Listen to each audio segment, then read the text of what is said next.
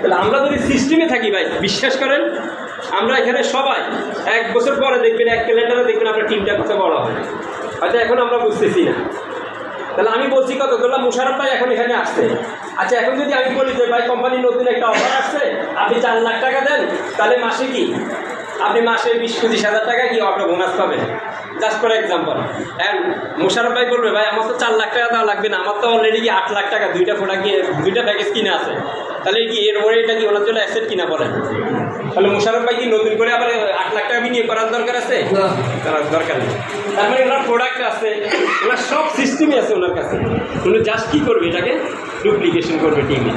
এখন দেখেন পরাত ভাই কিন্তু কিছুক্ষণ আগে একটা কথা বলছেন না, যে বুকে হাত দিয়ে বলেন গত 1.5 মাসে কে কয়টা প্রোডাক্ট সেল করছে। বিশ্বাস করেন অ্যান্টি হয় নাই, বাট অনেক প্রোডাক্ট সেল করছে, আমি জানি কেন। আপনি মুতার ভাই বলেন, আলাউদ্দিন ভাই বলেন, ওই যে আমাদের লতা আপা প্রচুর প্রোডাক্ট সেল করছে। আমি গত 3 দিন আগে 3-4 দিন আগে লতা আপার আমি 5টা প্রোডাক্ট বুকিং দিচ্ছি, শরীয়তপুর আবার কোথায় ভৈরব, এর আগেও তো আমি প্রোডাক্ট বুকিং দিচ্ছি, পরাত ভাই বুকিং দিচ্ছে। তাহলে প্রোডাক্ট কিন্তু কন্টিনিউ সেল